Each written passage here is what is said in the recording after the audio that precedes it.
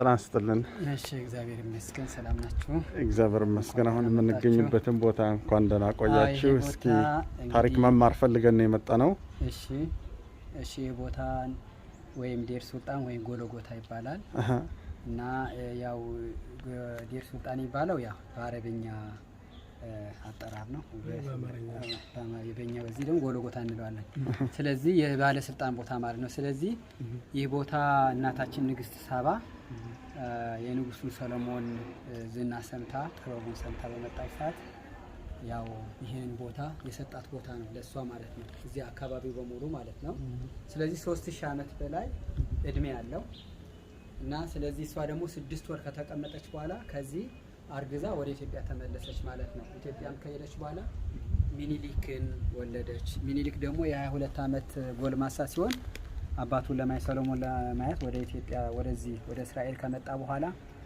እሱ ደግሞ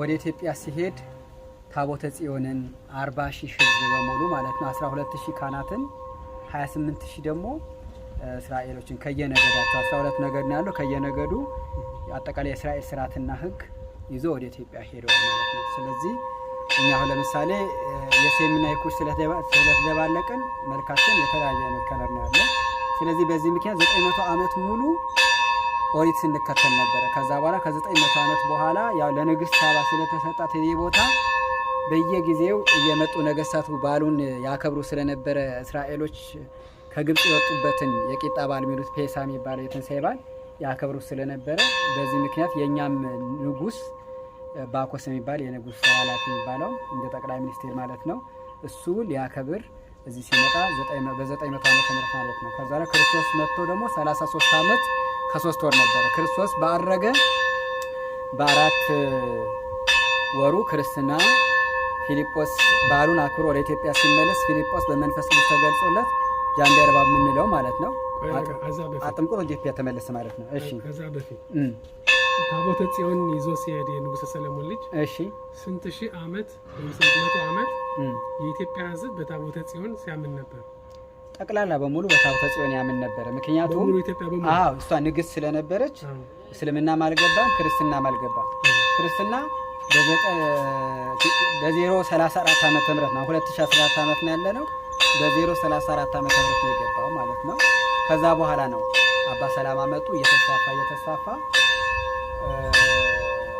ከዛ በኋላ እስልምና መቼ ነው ያቆመው ማለት በታቦተ ጽዮን ማመናቸው ያቆሙ መቼ ነው ህዝቡ ለምንድን ነው በ034 ዓመት ክርስትና ይዞ መጣ ንጉሱ ከኢትዮጵያ የመጣው ጃንደረባ ፊልጶስ አጥምቆ ክርስትና ወደ ኢትዮጵያ ይዞ ሄደ በዛን ሰዓት ከዚህ ከእስራኤል 900 አመት ሙሉ ኦሪትን ስናመልክ ነበር ከዛ በኋላ ንጉሱ ከኢትዮጵያ በአመት አመት ይመጡ ነበር በዓል ለማክበር ቤተ መቅደስ ነው ይባላል ክርስቶስ ኢየሱስ የኢየሱስ ክርስቶስ የእስራኤሎች ከግብጽ የወጡበትን በዓል መታሰቢያ ያደርጉ ነበር አብሮ እነሱ ደግሞ ኦሪት ተከታይ ስለነበሩ በአመት አመት መታሰቢያ ነበር ከዛ በኋላ ንጉሱ በዓል አክብሮ ወደ ኢትዮጵያ ሲሄድ የጌታ ሐዋርያ ፊልጶስ የሚባለው አጠመቀው አጥምቆት ክርስትና ይዞ ሄደ በ034 ዓመት ነው አሁን 2014 ዓመት ነው ያለው ጌታ 33 ዓመት ከ3 ወር ተቀመጠ በ034 ዓመት ክርስትና ይዞልን ሄደ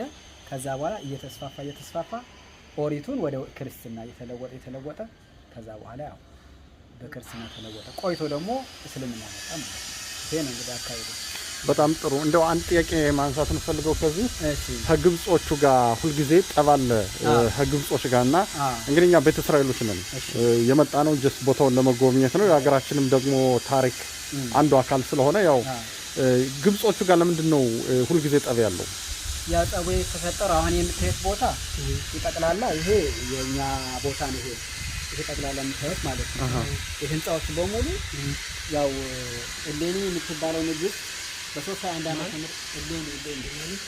ሴንት ሄለን የምትባለው እዚህ ቦታ ክርስቶስ የተሰቀለበት ቦታ ንጉሱ ሰለሞን ለንግስት ሳባ ስለሰጣት ስለዚህ በምስራቅ በኩል በሙሉ ያለው ቦታ በዛ ለንግስት ሳባ በተሰጣት ቦታ ቤተክርስቲያን ስለሰራች በምስራቅ በኩል ያለው በሙሉ ለኢትዮጵያ ሰጣ ነበር እና በዛ ምክንያት ሲኖር ጳጳሳቶቹ የሚመሩት የግብጽ ሊቀ ጳጳሳት ነበር የሚመሩት። አፄ ኃይለ ሥላሴ ነው ያስቀሩት። ከዛ በፊት የኛ ጳጳሳት ነበር የኢትዮጵያ ጳጳስ የተሾማን ነበር። በግብጽ ነው የምንመራ ነበር። አፄ ኃይለ ሥላሴ ነው እንዴ ነጭ ለምንድን ነው ጥቁርም ጳጳስ መሆን አለበት ብለው ተወያይተው ተነጋግረው በእኛ ጳጳስ መመራት ተጀመረ። በፊት እነሱ ስለነበሩ በእነሱ ስለሚመራ በዛን ሰዓት ወሰዱብን ማለት ነው።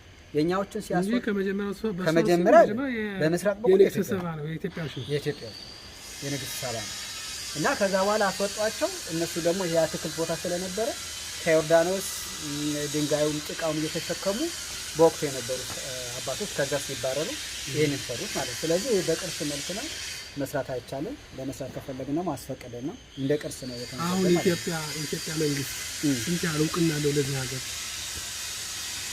ያው እንግዲህ ምን ያህል ድጋፍስ ይሰጣል?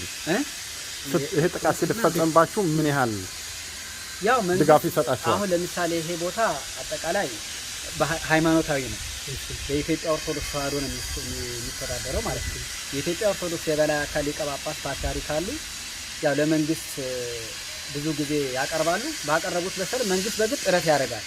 ከዚህ በፊት ኃይለማርያም ጠቅላይ ሚኒስትር ኃይለማርያም መጥቶ ነበር እዚህ ቦታ አይቶት እና የእስራኤል ባለስልጣናቶችን ታላላቆችን አነጋግሮ እንዲታደስ ሙሉ ጠይቆ ነበረ። ነገር ግን ያው መሐንዲሶችን መጥተው ለክተው አይተው ምናምን ፎቶ ቪዲዮ ቀርጸው ሄዱ። ግን ምንም አይነት መልስ አልተገኘም እና በየጊዜው እንትን በየመንግስታቶች ኦርቶዶክስ ታመለክታለች፣ ግን ምንም ሊፈታ አልቻለም እስካሁን ድረስ። በማን ባጀት ነው ይሄ መታደስና መሰራት ያለበት? በእናንተ ነው ወይስ በእስራኤል ነው? አጠቃላይ የሚታደሰው በእስራኤል ነው። ለምሳሌ የመላኩ የቅዱስ ሚካኤል ቤተክርስቲያን ፈርሶ ነበረ። ሙሉ ወጪውን አድርጎ የፈረሰውን ከላይ የፈረሰውን የእስራኤል መንግስት ነው ያደሰው ማለት ነው። እንግዲህ በህግ መሰረት እዚህ ሀገር ታሪካዊ ቦታዎች እንዲጠበቁ የተጠነሰሰ ነው ማለት ነው። በቃ ታሪክ እንትን ስታቲኮ የሚባል ነገር አለ። ኢትዮጵያ ግን የኛን መቃብር የአባቶቻችን አከብሩ። ያው ኢትዮጵያ ውስጥ እዚህ ነው ወይስ እዛ እንጂ ኢትዮጵያ ያፈርሱብናል። ያው እሱ እንግዲህ ባለማወቅም ነው። ምክንያቱም እናንተ የኛ ስጋ የኛ አጥንቶች ናችሁ። ምንም ልዩነት ነገር የለንም። ሁሉም በዚህ በተለይ በቋራ በኩል ሃይከል ምናምን ጭልጋ አካባቢ ያሉ በኩል ያለ ጎንደር የምታውቀው ከሆነ ተቀላው በዛ አካባቢ በወቅቱ ክርስትና አንቀበልም ያሉት ናቸው። የኛ ወገኖቻችን ነው። ሌላ አዲስ የመጡ አይደሉም። የኛ አጥንት ናቸው። መልካችንም አንድ አይነት ነው። ቋንቋችንም አንድ ነው። ቋንቋችንም አንድ መልካችንም አንድ ነው። ግን ሃይማኖቱ አንቀበልም አሉ። ለንጉሱን አልቀበልም። ጦርነት ተደረገ፣ ጉዲት ተነሳች፣ ብዙ ጦርነት ተደረገ። አንቀበልም እኛ በዛ በኦሪት እንጸናለን አሉ። በዛ በኦሪታቸው ጸኑ ማለት ነው። ስለዚህ ያው እኛም ለምሳሌ ልዩነት የለም። ለምሳሌ እኛ ክርስቶስ ኦሪት ክርስቶስ ይመጣል ነው፣ እኛ ደግሞ መጥቷል ነው። ይሄ ነው ልዩነቱ እንጂ ብሉይ ኪዳን ነው እኛ መጥቷል ብለናል፣ እናንተ ደግሞ አልመጣም ነው። እኛ ደግሞ ክርስቶስ መጥቷል ዳግም አይመጣም ከእንግዲህ ይመጣ ሐሰተኛ መሲህ ነው ብለን ምናምን ነው። በዚህ ምክንያት ዳዊታችን ጸሎታችን የዳዊት ጸሎት ነው። ጸሎቱ አንድ አይነት ነው። ሁሉም ልዩነት ነገር የለም። ኦሪት የሚታዘዘው ስርዓት በሙሉ እንጠብቃለን። ምንም ልዩነት የለም።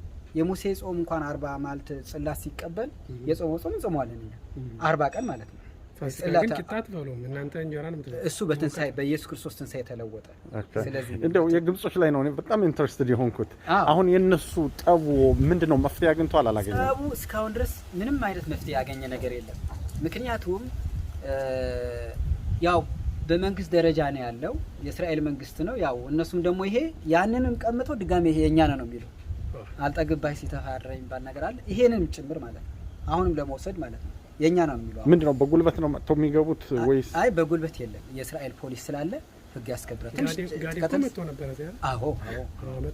ስለሱ መጠየቅ ፈልጌ ነበር። ምን ያህል እርዳታ ተደርጎላቸዋል በሱ በኩል? አይ በወቅቱ ያው ባንዲራ አይሰቀልም ብለው ያው ከልክለው ነበረ የኢትዮጵያ ባንዲራ እዛም በወቅቱ ማለት ነው። ይሄ እዚህ በአመት መስቀል ሲሆን ይሄ አዲስ ትንሳኤ ሲሆን አጠቃላይ እንትን ዳስ እንጥላለን እዛ መድረኩ ታችኛው ማለት ነው። እነሱ ሲያደርጋሉ የራሳቸውን ያገራቸውን ያገራቸው አያረጉም እነሱ። ኦኬ። ስለዚህ ያው እንግዲህ እኛ ደግሞ ያቺ እኛ እዚህ ደግሞ ሲደረግ ቢጫ ቀይ ስላለች ብዙ ጊዜ አውርዱ ብለው ነበረ። ከዛ የእስራኤል ፖሊስ ከለከላቸው፣ በዛው ጸና ማለት ነው። ኦኬ ግን መሬት የመቀማት ሁኔታ መሬት የመግፋት ቤቶችን የመውሰድ የመንጠቅ ሁኔታ አለ የለም ድብድብ ምናምን አይነሳ ድብድብ ድሮ ነበር አሁን የእስራኤል ፖሊስ አንድ ነገር እንትን ሲል እንደውላለን ይመጣል ብዙም ነገር ዋናው ትንሳኤ ላይ ነው በቃ ችግር የሚመጣው በጣም ነው እናመሰግነው የስንት ሀገር ቤተክርስቲያኖች አሉ እዚህ ማለት አጠቃላይ 13